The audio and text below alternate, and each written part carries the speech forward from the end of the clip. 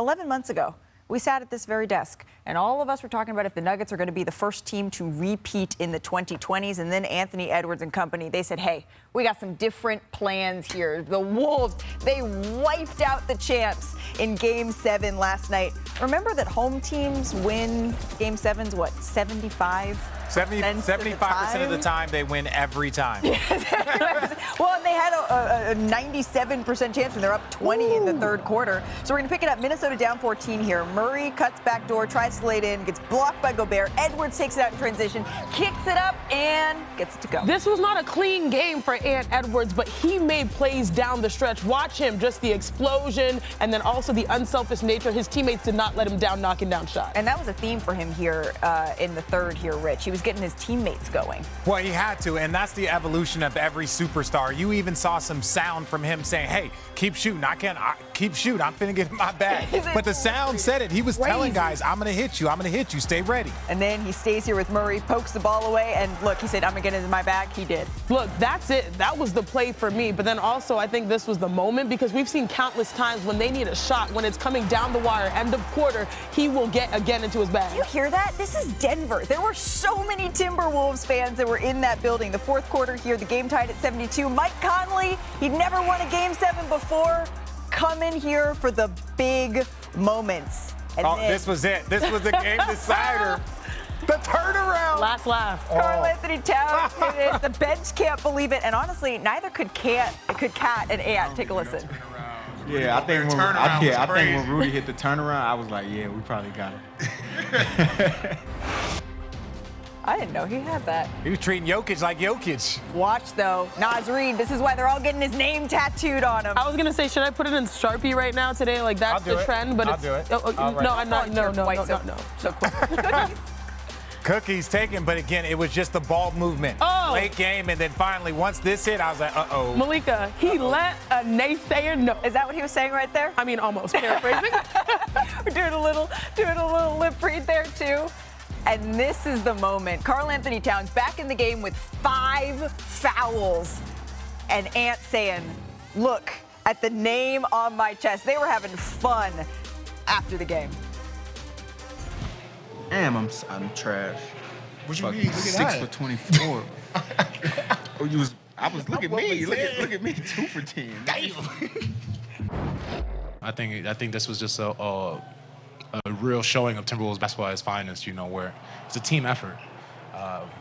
We got hype for players that we have, me, him included on this table, but like I said, we don't have a big 3, we got a big 15. And usually in NBA history, it says you have to lose and lose big before you win. What is it about this team that says we lost last year? Yeah, but that's different. You have to lose at a bigger stage. Usually, teams usually. It's the playoffs. We lost last year. We lost the last 2 years. Shit. God damn. How much more we got to lose? Yeah, how much you want us to lose? Been losing for 20 years. Yo! I mean, early contender for best postgame press conference. Nationally televised all of their post. But when you're looking at this comeback for the ages, can you blame them? The Timberwolves, that was the largest halftime deficit overcome in a Game 7 win in NBA history. I asked Mike Conley how he felt about that. He said, I was looking up at the scoreboard like, yo, we're down 20? You can see where all this stacks up. I'm impressed. Kendrick, what was the most impressive part of this comeback for the Wolves? Oh, everything. And look, let me start off by saying this, okay? When I'm looking at Anthony Edwards and this Minnesota Timberwolves team, they are on the verge of having one of the greatest runs in playoff history. If you start back to last series and what they did to Kevin Durant, Devin Booker, and Bradley Beal, they swept them. Not one single game they let them get. Okay, move on to the defending champs, and we're talking about Jokic, the 3-time MVP, the best player in the league, okay? They have home court advantage. What happens? They win 3 games on their home court and have one of the greatest Game 7 performances of all time, especially on the defensive side of things. Now they're going on to Luka and Kyrie, which I believe they're going to get past them. And then also on to the Celtics with Jason Tatum, right? I believe Tatum and the Celtics are going to represent the Eastern Conference. If they accomplish the goal of winning the championship, not only would his team have the greatest run, for us team-wise, but Anthony Edwards will have the greatest individual postseason run, one of the greatest individual postseason runs in NBA history. Well, agreed. Well, there's still a lot more. You got 2 more runs. Let's just back it up to most impressive last night. Yeah, they got 2 more series. I'm with you, Perk. If they can pull this off, I 100% agree. It was 2 years ago we were saying it about Jason Tatum if he was able to pull it off. My thing about this series, the whole, it was not what anybody expected. If you would have told me that Denver was going to lose 3 games on their home floor, right. No way. They hadn't lost a game there in a year and a half. And so it was just special to watch them. And then to be down the way they were, to come back, Ant having an absolute terrible night. He was trash. He knows it. That's the thing about players. Like, we know when we're trash. We know, like, damn, I couldn't make a shot. I appreciate the ability to laugh at yourself. Well, it's easy to laugh when you won right. and you're sitting on that podium. Man, he could have missed every shot, and he wouldn't have been upset. He would have been smiling and happy. Yeah, Richard, you're right. And I know Perk went on the macro level, right? I want to take it micro when it comes to run. Okay, I'm going to take it micro because what's the most shocking thing or surprising thing? It's that they stole the script from the Denver Nuggets. The Denver Nuggets, over the entire year, they were able to beat you with these runs. Like, they'd go 20-5 or something like that, the Lakers series, but that's where they got you. That's what the T-Wolves did to me, and that was the most impressive. Everyone was calling for Rudy Gobert at half. I mean, everyone was pointing out he's a liability, but guess what? What I love about this squad, they don't care. They believe in themselves.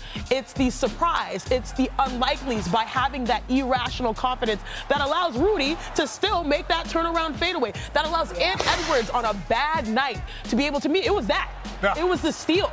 It was Naz Reid holding Nikola Jokic to 0 for 3 in the 4th quarter. It was their defense, which this was the best starting lineup in basketball this year. Yeah. The Denver Nuggets. They were minus 60 on the floor. At the end of the day, isn't that it? The Denver Nuggets, they had 5. They essentially had 5 players, 6 players last night that they were looking to rely on. And really, the top 7, 8 maybe with Kyle Anderson of the Wolves. I don't know what to say. Honestly, we're still in shock. And let me say this. The Nuggets, they should be disappointed. They should be frustrated. I get it. That was, if you're talking about being the defending champs and you got punched in the mouth first. And the worst thing, in my opinion, for the whole postseason for the Denver Nuggets is that they got the Los Angeles Lakers first. Once they got a team that they had beaten 10 straight times, that they could be down every single game and half, the Nuggets didn't start their postseason until game 3 of this series. That's when the Nuggets started their postseason. And at that point in time, you're behind the gun. And there's nothing else that you could do other than fight back. And then they just didn't have enough game. They ran out of juice in the 7th. I think that because you got to get playoff ready, and one series can prepare you for the next series, right?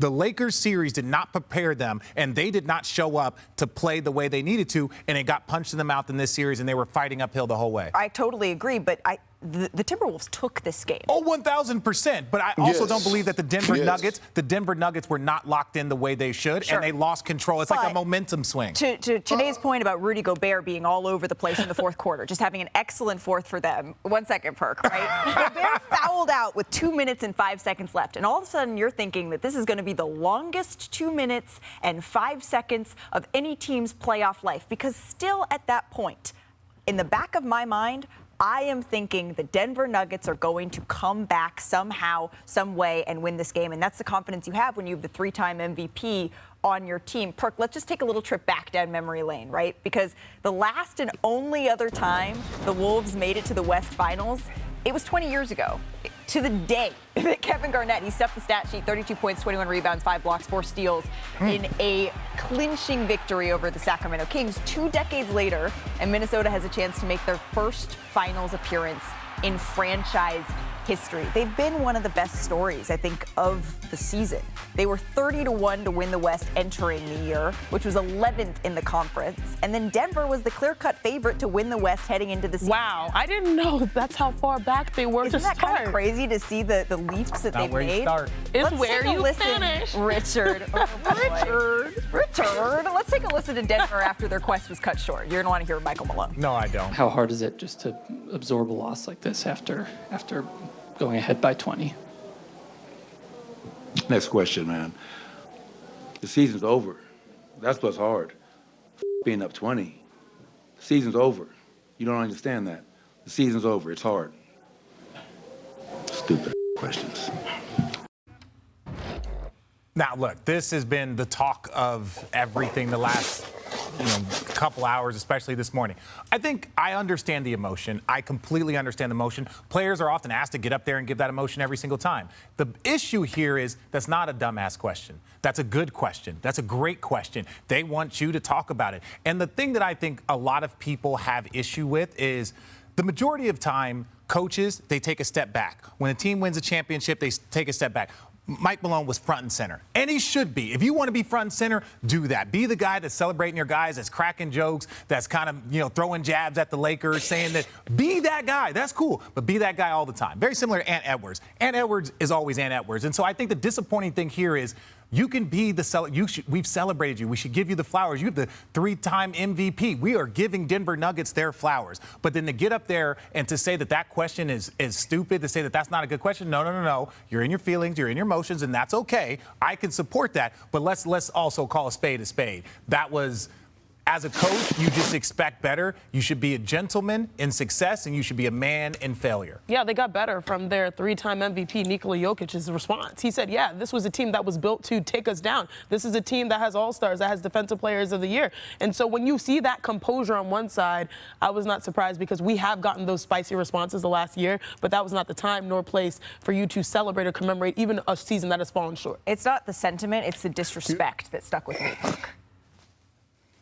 You know what? It's easy when everything is peaches and cream, right, to address the media, especially if you're a player or if you're a coach, okay?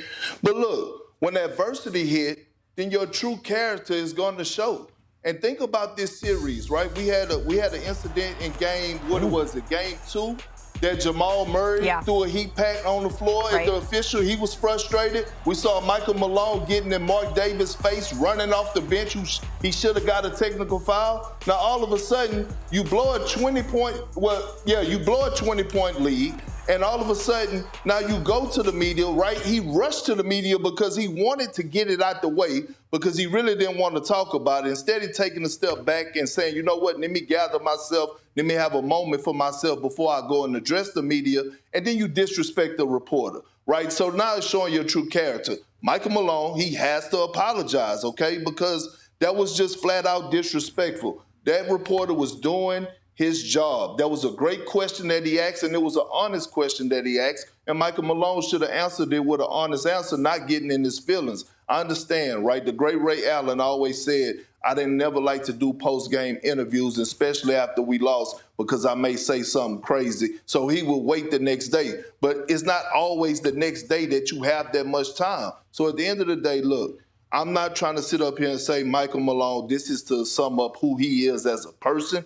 I don't believe that, but he did have this moment, and he had his moments. The Denver Nuggets did in this series because the Minnesota Timberwolves, they want you to have pain. That's what they do. They want you to have pain. And so they had pain. He didn't address it right. He needs to apologize. Well, now for the 6th straight season, the defending champs, they do not reach the conference finals. In fact, the only team that was one of the last 4 standing that's back in it this year is the Boston Celtics. It's kind of cool when you think that Anthony Edwards, Tyrese Halliburton, Luka Doncic, or Jason Tatum, one of those 4 could be lifting their first Larry O'Brien Celtics better figure trophy. this out.